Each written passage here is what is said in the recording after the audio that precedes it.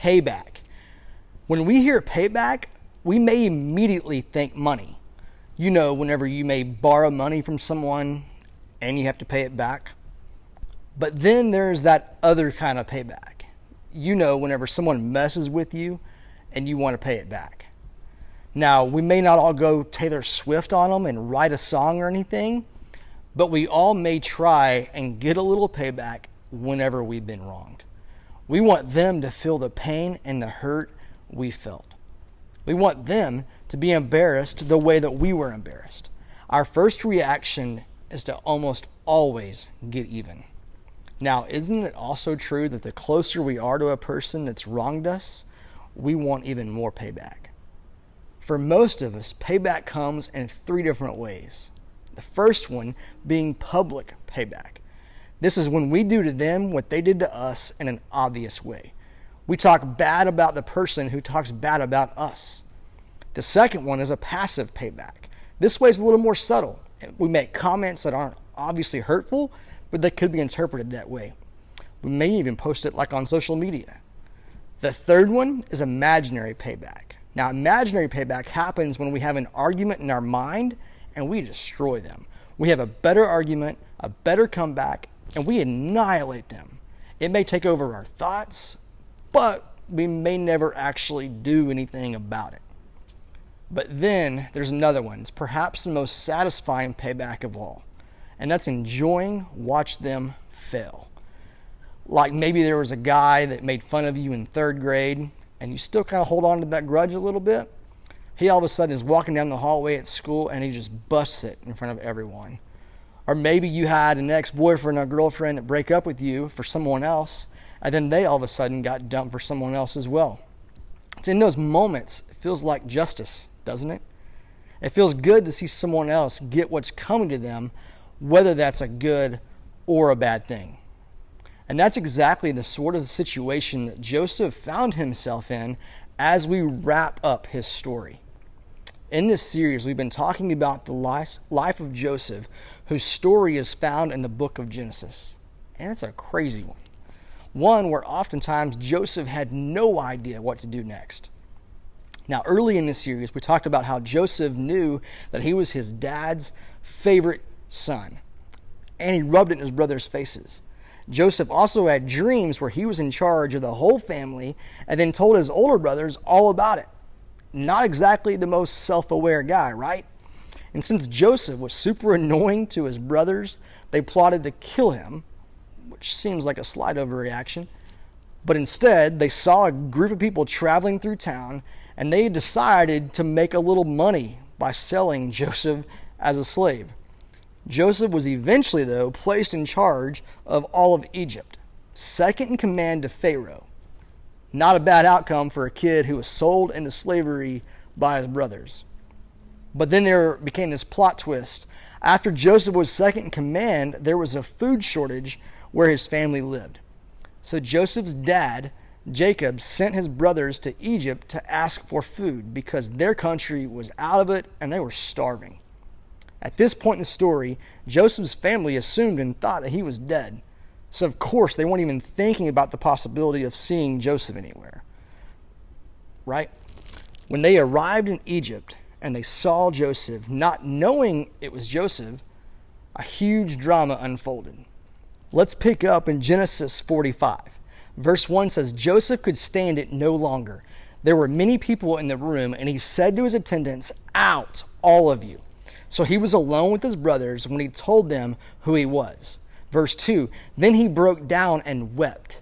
He wept so loudly that the Egyptians could hear him, and word of it quickly carried to Pharaoh's palace. "I am Joseph," he said to his brothers. "Is my father still alive?" But his brothers were speechless. They were stunned to realize that Joseph was standing right there in front of them. Joseph was face to face with the people who tried to kill him, his own brothers who sold him into slavery, the same brothers who are ironically now asking him for help. This was one of those get what's coming to you kind of moments. Everything has been set up perfectly. Payback was literally being dropped in Joseph's lap. Joseph could have refused them food. He could have had them thrown into prison, and maybe kind of given them a little taste of what he had. He could have even had them killed. They were certainly willing to do that to him. What would you do? I mean, I don't say it out loud, but in your own head, be honest with yourself. What would you have done with all that power to hurt the person or the people who had hurt you the most? Honestly, I don't know. As the story continues, Joseph asked his brothers to walk over and stand close to him. You could imagine the terror his brothers may have felt at that moment. Joseph said this in Genesis 45, verse 4. "Please come closer," he said to them. So they came closer. "Again, I am Joseph, your brother, whom you sold into slavery in Egypt. But don't be upset. Don't be angry with yourselves for selling me to this place. It was God who sent me here ahead of you to preserve your lives. This famine that has ravaged the land for 2 years will last 5 more years, and there will be neither plowing nor harvesting. God has sent me ahead of you to keep you and your families alive and to preserve many survivors." Now, there's only one reason Joseph could have responded the way that he did. He didn't try to get payback because he had already let go of the idea of revenge. He had already done the hard work of forgiveness. How do we know that? Because Joseph could look in the eyes of the ones who had caused him the most pain and grief, and he cared about how they were feeling. When Joseph said, "Don't be upset and don't be angry with yourselves for selling me to this place," he was acknowledging their wrong and his hurt without creating more hurt. Now, only a healed person can do this. Only someone who had forgiven could do this. Joseph chose forgiveness over payback, and we see that in the moment whenever he had the opportunity for revenge. Somewhere between being sold into slavery and being reunited with his brothers, Joseph did the hard work of giving his hurt to God and allowing God to heal him. That's why Joseph was quick to acknowledge God in the area where his brothers had caused him the most pain. Now, it didn't make what his brothers did okay.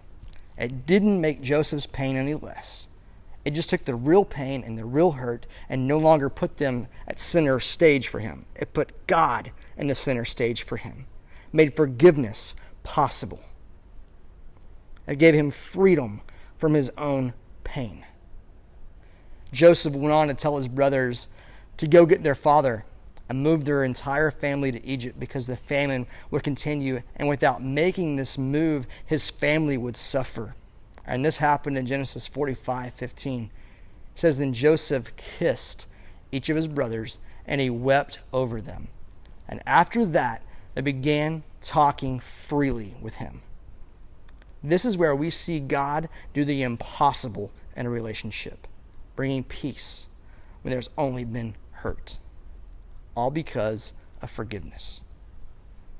When it comes to other people hurting us, we too have the opportunity to choose something better than payback. When you don't know what to do, pursue peace instead of payback. When you pursue peace, you're fighting for the relationship. Now, you can fight to win, to be right, to make a point, or you can fight the urge for payback and pursue peace. But you can't do both. Joseph preserved his relationship with all of his brothers because he chose peace. And he was only able to do that because he fought for forgiveness. And he was only able to forgive with the help of God. Now, you and I can do that same thing. When you pursue peace, you lay down your right to get payback. You let go of revenge. You say goodbye to your desire to get even. Instead, you choose forgiveness. You choose God's story instead of your own story of payback and revenge. Now, I know this is easier said than done and something you may have to work at, but the benefit is for you. You may not only have peace with them, but you have peace because of God.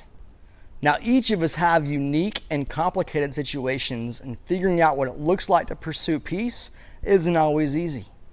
But that's why your small group is so important.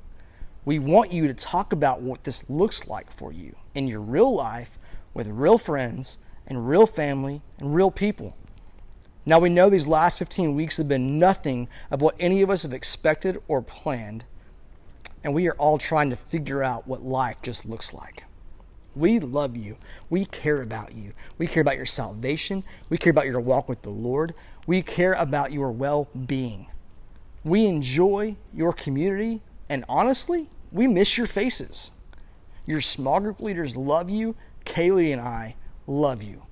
We are praying we get the chance to connect in person soon, and we are praying for you. See you guys soon.